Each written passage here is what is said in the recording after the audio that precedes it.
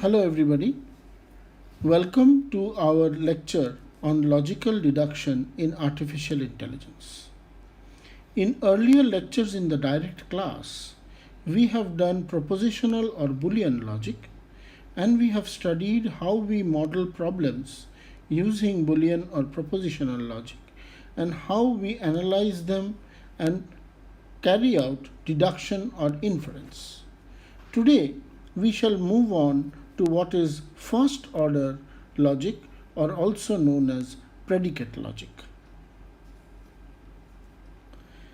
If you recall the steps that we had done in propositional or Boolean logic, they consisted of basically 5 steps. The first step was the choice of Boolean variables. We would identify a set of Boolean variables A, B, C, D, etc., which could take either true value or false value. Then we would use the whole of Boolean logic. Boolean logic is defined by a set of syntax and semantics. The syntax consists of connectors, OR connector, which is the OR connector, the AND connector, which is the AND, and then we have the implication connector, which is the same. A implies B is the same as not A or B. We also had the negate connector, which can be written this way or sometimes this way. And then there are other derived connectors, the XOR connector and several other connectors. The semantics or the meaning of these are defined by truth tables, and we are all aware of the truth tables, and we know that AND, OR and NOT, or maybe just OR and NOT, or AND and NOT, are sufficient enough to give the complete expression. The third step in our methodology was called codification of sentences, which means that given English language sentences, we would codify those sentences into standard Boolean formulae using the Boolean variables that we have chosen. After we had codified that whole process, then the whole deduction process would be converted to a single formula. And once this combined formula would be generated, and this combined formula would be then used for our deduction process. In our deduction process, in order to prove the truth of that formula, we would check what is called the validity of the formula, which means that we would check whether the formula is a tautology. In some cases, we would also check what is called the satisfiability of the formula. A formula is said to be valid if it is true for every assignment of the Boolean variables, and a formula is said to be satisfiable if it is true for some assignment of the Boolean variables.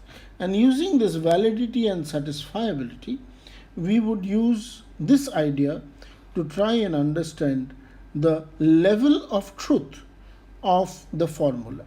And based on that, we would go back to the English language sentences that we had codified and then try to say whether the inferencing was correct or not. Let us revise with an example. Here is an example, the first example. This is an example which we had probably done before, but just for revision and recapitulation. It says that if I am the president, then I am well known. I am the president, so I am well known. It is obvious to us who look at English, we know that this is correct. So now, how do we go about the steps? The first step is identification of the Boolean variables. So here we identify the Boolean variables as follows. I am the president is identified as one Boolean variable, and we call it A.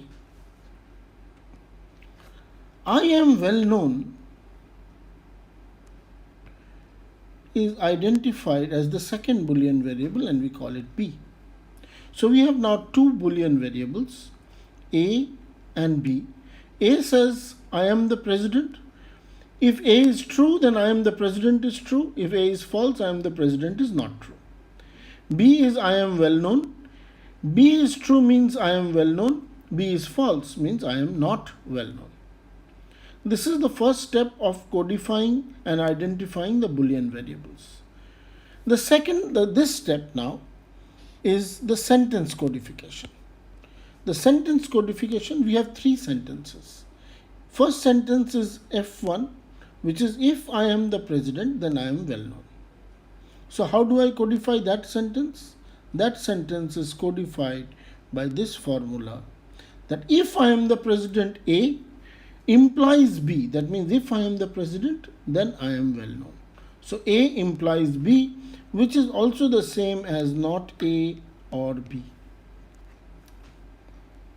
The second sentence is I am the president. So F2 is codified as A. And therefore, that means the thing that I want to infer is called I am well known. So my goal is I am well known. So I have now done this step, which is codification of the sentences. Now I need to find a combined formula. What does the combined formula say? That the first sentence F1 and F2 derive or infer F3. That means F1 and F2 implies G. This is what it means. Therefore, the formula for deduction is F1 and F2 implies G. And in our case, it becomes A implies B, which is F1, A, which is F2, and B, which is goal. And what do we have to prove? That this formula is true.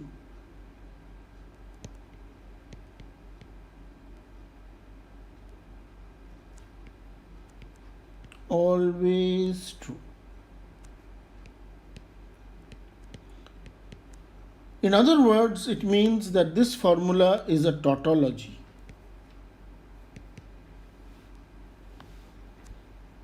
A formula being a tautology means it is true for every assignment of A and B.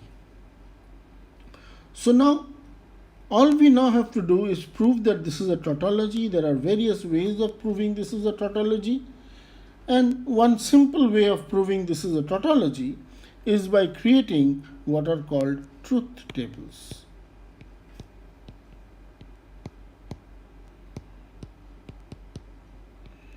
So here is a truth table. The truth table has got A, B, and all possible combinations of A and B, which means A could be true, A could be true, B could be false, A could be false, B could be true, both could be false. From this we see A implies B, which is the same, A implies B, which is equivalent to not A or B. This is equivalent to not A or B. So this, if both are true, this is true. If this is true and this is false, then this is false, because not A becomes false. If this is false and this is true, it is true. If both are false, it is true. The next part of our formula is this part. So now we have A implies B, whose truth we have here, and A whose truth we have here. And we need to do an AND of the column 1 and the column 3. Once we do an AND of the column 1 and column 3, we get the column 4. And column 5 is this part. Column 4 implies column 2. And we can see true, true. So if this is true and this is true, obviously this is true. If this is false and this is false, this is true, because A implies B is true if A is false. So if any formula P implies Q, this is the same as not P or Q. This formula will be true if P is false. This formula will be true if both P is true and Q is true. And this formula will be false only under the condition that P is true and Q is false. So here again, this side all are false, so this is true. So now we see that this formula, which is our combined formula that we generated from F1 and F2 implies G, is a tautology. By this, we are able to deduce that if I am the president, then I am well known. Given this, and given that I am the president, I can infer that I am well known. So this is a simple method that we had done, and we recapitulate. We look at our second example, a very similar example. If I am the president, then I am well known, which is the same as before. Now I am saying I am not the president. And I want to infer that I am not well known. So my codifications remain the same. F1 remains the same. F2 is now not A, because I am not the president. And G is now not B. So G is not B. And my formula again is the same. F1 and F2 implies G is a tautology.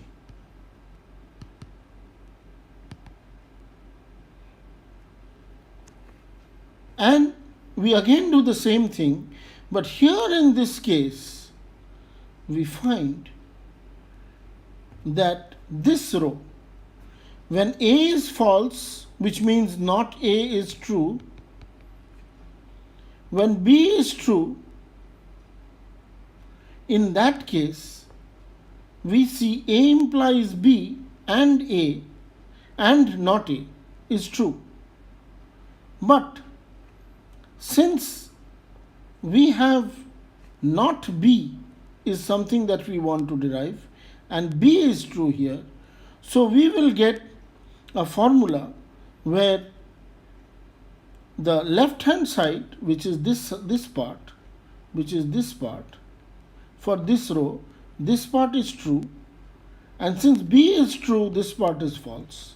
Therefore, this formula is false. Therefore, this formula is not a tautology. It means that this formula is not satisfied for this row. Each such row is called an interpretation.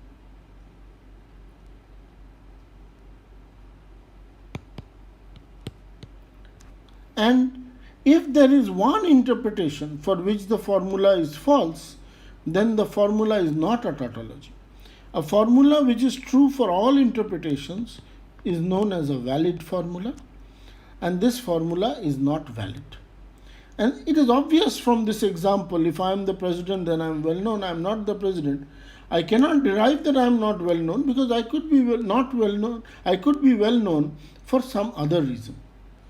So as we see, these are examples of propositional logic.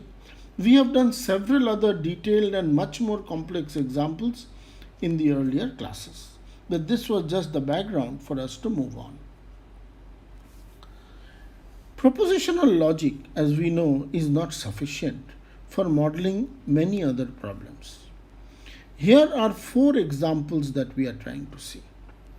The first example says, wherever Mary goes, so does the lamb. Mary goes to school, so the lamb goes to school. Now, how do we model this as Boolean? How do we model this using Boolean formulae and Boolean variables? It's easy to Mary goes to school as one Boolean variable. Lamb goes to school as another Boolean variable. But we will have enormous difficulty to model this, because here we are not saying where Mary goes. We are just saying wherever Mary goes, so does the lamb. So this sort of sentences cannot be modeled by Boolean logic, because we do not know how many formulae to give. We do not know where Mary goes, and so on and so forth. Look at the second example. No contractors are dependable, which means every contractor is not dependable.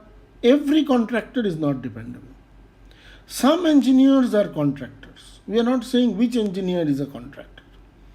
And this would we want to deduce that some engineers are not dependable. So here all, so we are even wherever Mary goes, no one is dependable, someone is dependable. So these issues of where we are talking about all people, where we are talking about some people, where we are talking about no person, these are not easily modeled using Boolean logic or propositional logic. Similarly, the third example, all dancers are graceful. This all.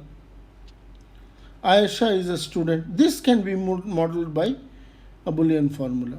Ayesha is a dancer can be modeled by a Boolean formula. But some student is graceful cannot be modeled by a Boolean formula.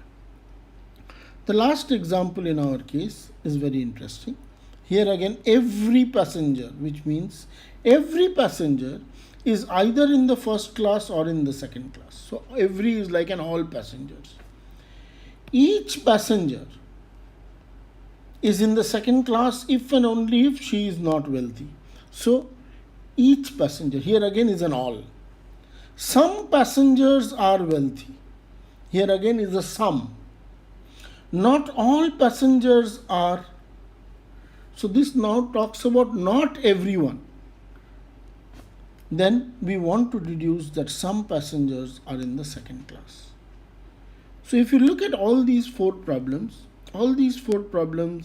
from an English language point of view, we can say that yes, we can do a deduction, but how do we model them? How do we codify them? How do we go back to the steps that we had seen before in terms of these steps?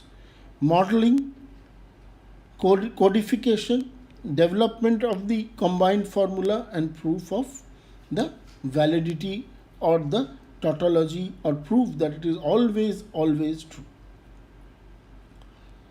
So in order to do that, as we had seen, we now need certain new concepts to be added. So what we start doing is, take the case of wherever. Since there is a concept of wherever, we now need to model this concept using variables. So Mary goes. Where does Mary go? So we have to model this with variables, saying it goes to some place X. Then we will see constants. And since we are using variables, we will have to use now some symbols which are a little more powerful than Boolean variables. For example, in this case, in the first case, we will use goes X, Y to indicate X goes to Y. So here a variable is X, this is a variable. X and Y are both variables. X and Y are both variables, and this go is what is called a predicate symbol.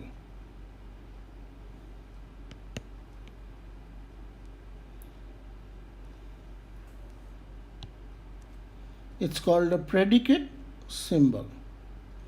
A predicate symbol is just like a Boolean variable.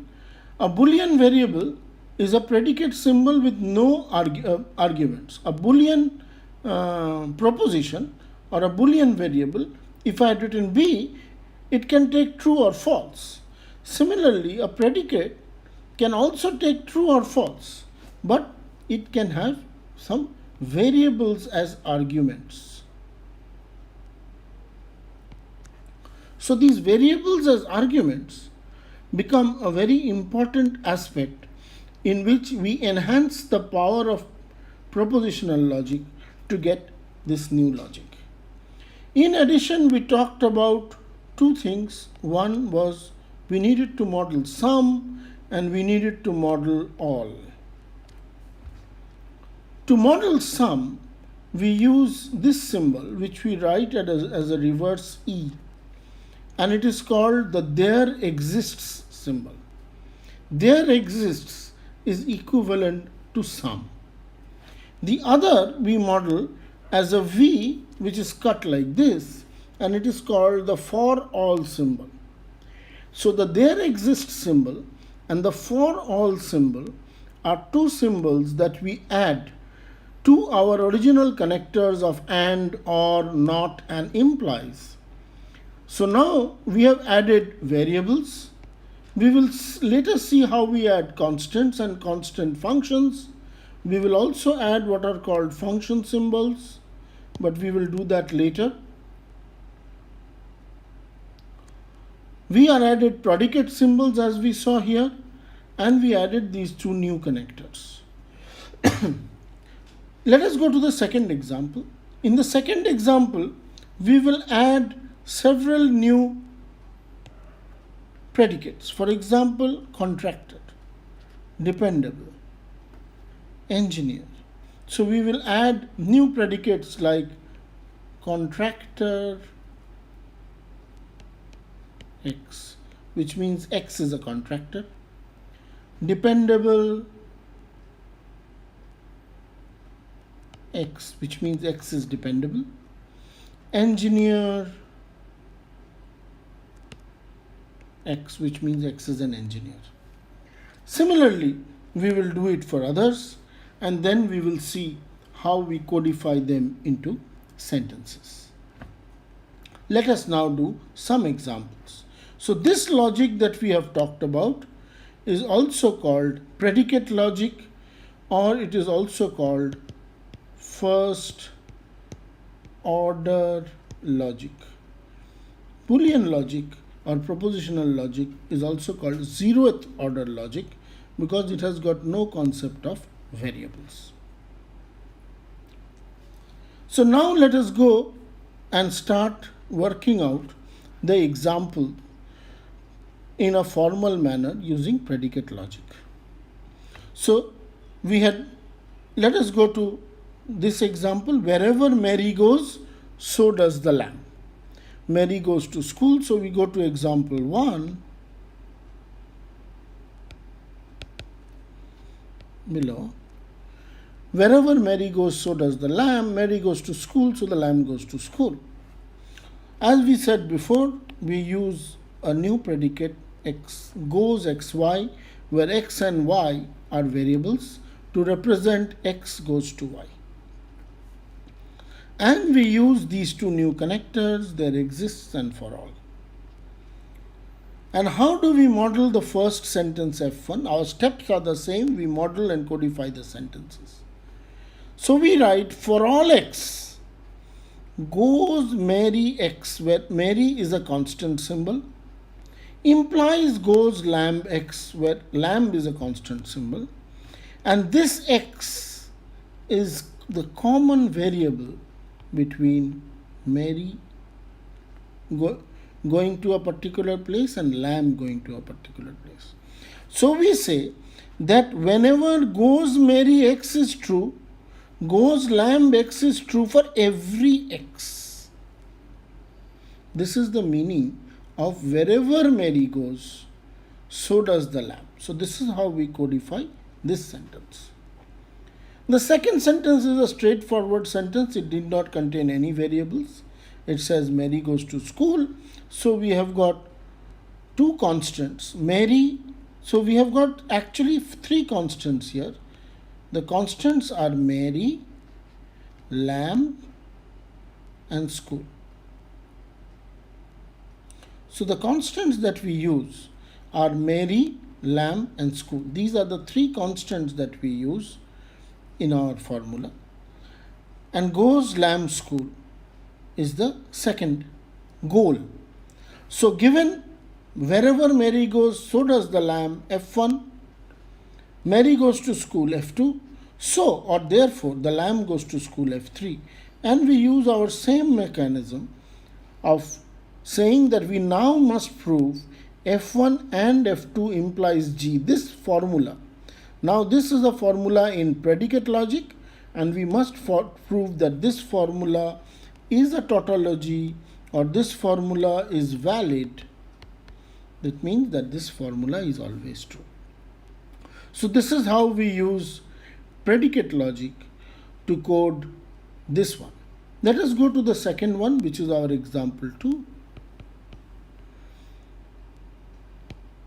In our example 2, we have no contractors are dependable. Some engineers are contractors. Therefore, some engineers are not dependable. So as we have discussed a little earlier, we use 3 predicates: contractor X to define that X is a contractor, dependable X to define X is dependable, engineer X to define X is an engineer.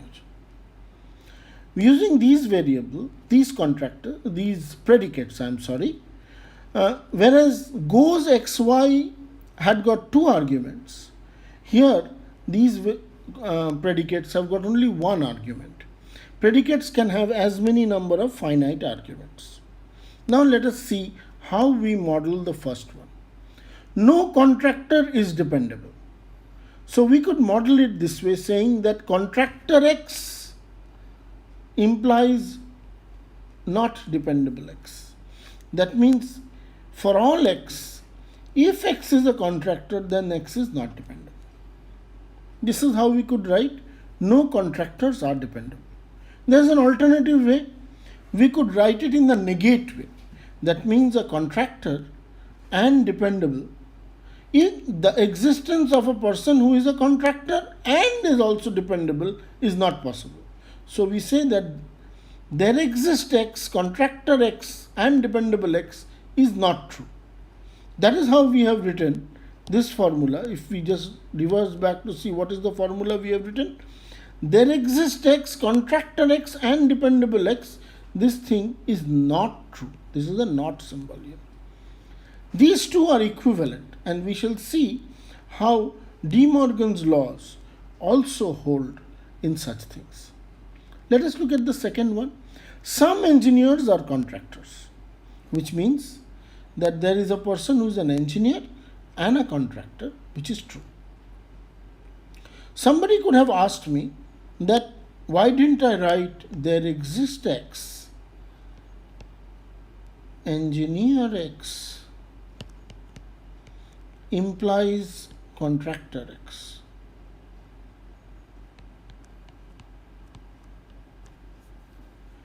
Why I did not write this is because this formula could be true if there was no engineer. If nobody was an engineer, this formula would still be true. But I have said that some engineers are contractors, which means that I am expecting that there is some engineer who is a contractor. So if there exists an engineer, then the truth of this formula will be the truth of this formula as same. So if we write this and there exists X, engineer X, then this formula is the same as this formula. That is why we don't write it as an implies, but we write it as an and. What is the third sentence? Therefore, some engineers are not dependable, which means that there exists an engineer who is not dependable. Normally, we see how this is codified, and these are the 3 formula. The first sentence is modeled as for all X, contractor X implies not dependable X, or this is the alternative. The second formula is modeled as there exists X, engineer X and contractor X. The third, or the goal, is modeled as there exists X, engineer X and not dependable X. And all we have to prove again as follows: F1 and F2 implies G is valid. That means it is always true. We come to example 3.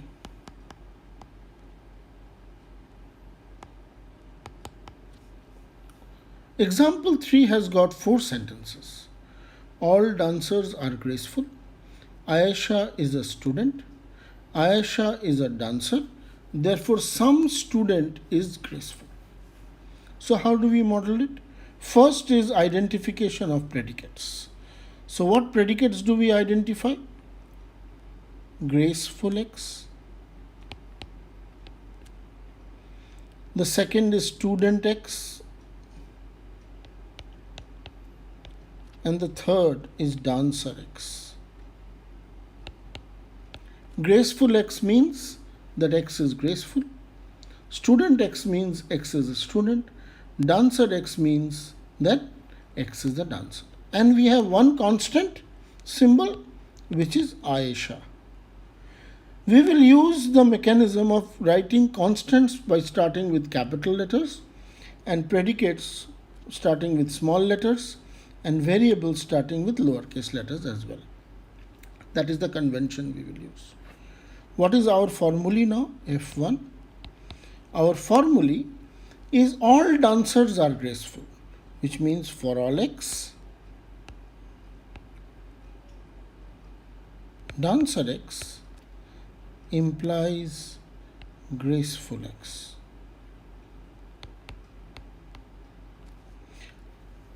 The question is, why didn't we write for all X, dancer X and graceful X? Now, this formula, what is the difference between this one and this one?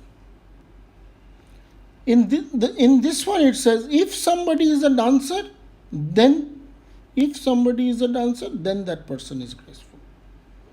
And this person says everybody is a dancer and graceful. Therefore, if a person is not a dancer, then this formula will become false. On the other hand, if somebody is not a dancer here, this formula will become true. Therefore, this is an incorrect formula. The second sentence, F2, Ayesha is a student. So we write student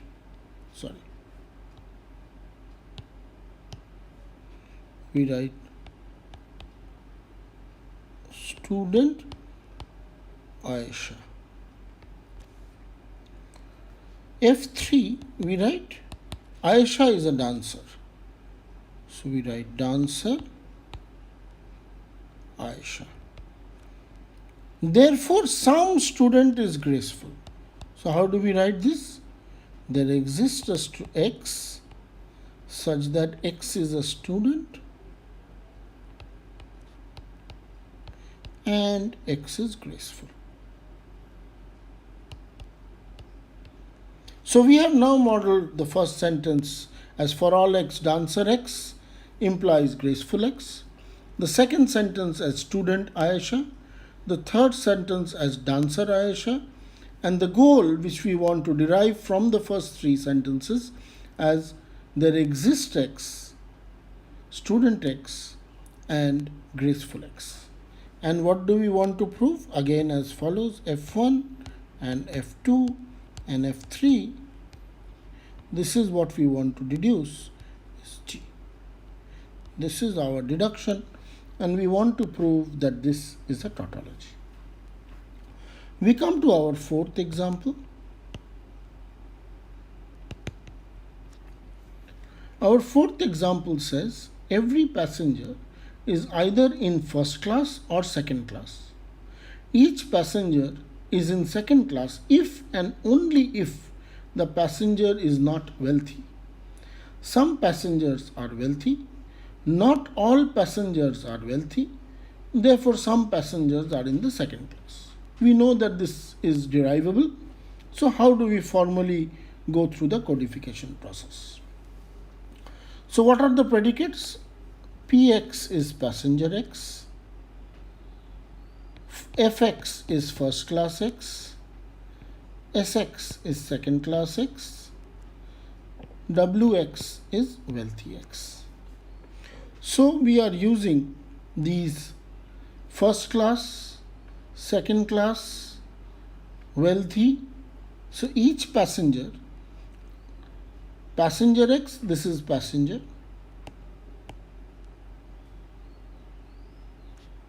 This is X is in the first class. This means X is in the second class. And this means X is wealthy. So once we have got our 4 predicates, each of them is a single argument predicate. There are no constants here. How do we code our first sentence? Our first sentence is very interesting because it talks of either. Now there are two ways of doing either. So it talks of either and or. There are two ways of doing it. One is we could use what is called an inclusive or. The other we could use what is called an exclusive or. If we use an inclusive or, then we will write passenger X implies first class or second class. For all X, passenger X is in the first class or in the second class. Wait, I need to do a little bit of erasing.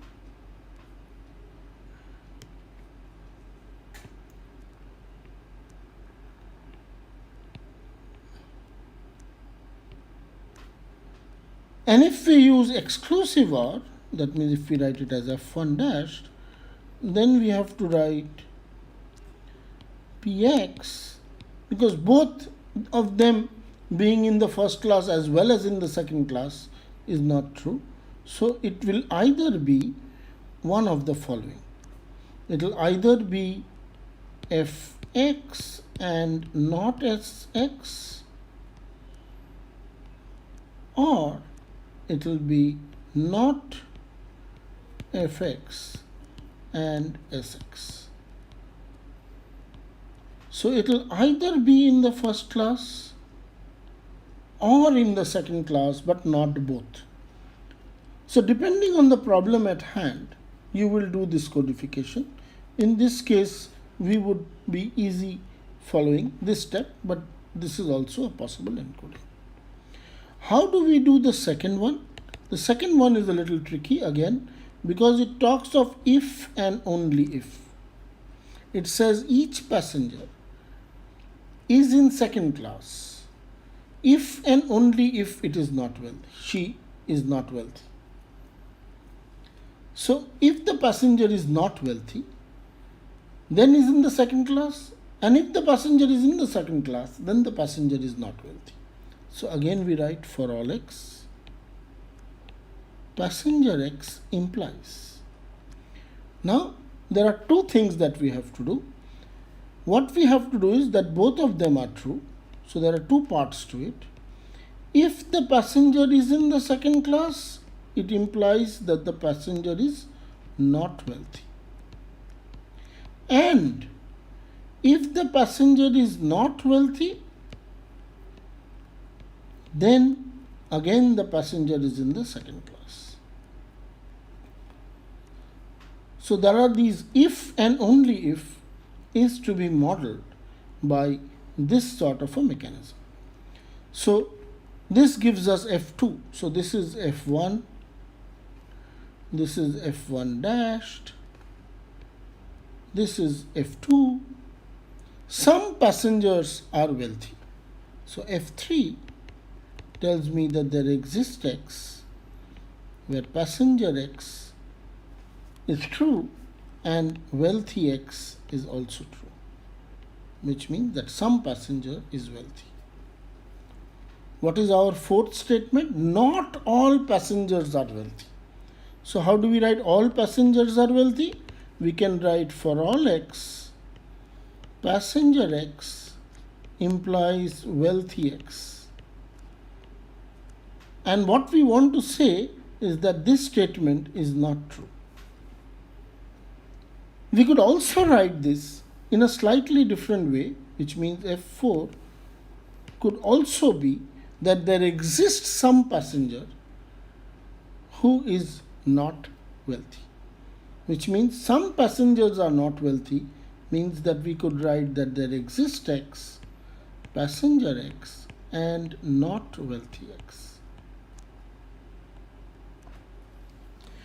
And we will see that both of these are equivalent. And how do we write F5, or which is our goal? Therefore, some passengers are in the second class, which means that there exists a passenger and that passenger is in the second class.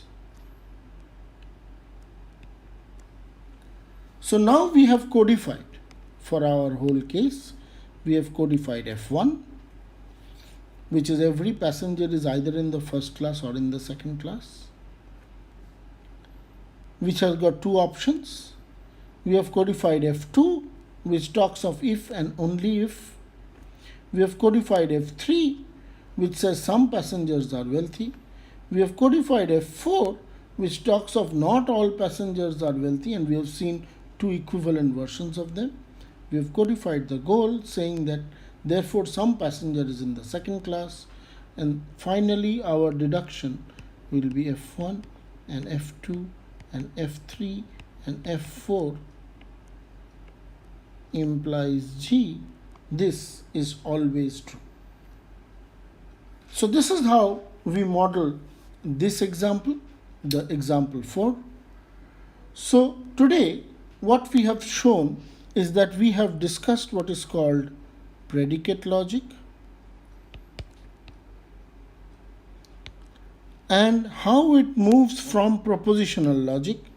In propositional, so we have actually shown how we move from propositional to predicate logic. And here we introduce the concept of variables. We introduce the concept of constant symbols. We introduce the unique concept of predicates, which is the extension of Boolean variables. We introduce two connectors, for all and there exist. And then we follow the same steps of codification of formula, of sentences into formulae, and then development of the combined formula.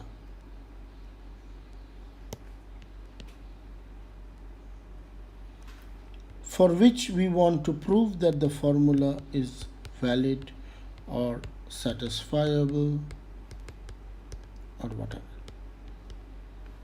etc.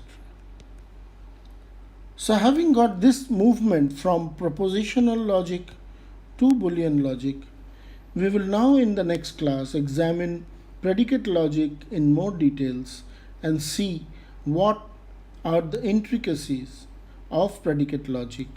We will see how we can model problems, how these interact with each other, and what do we mean by a validity or a satisfiability, and we will discuss the power of predicate logic.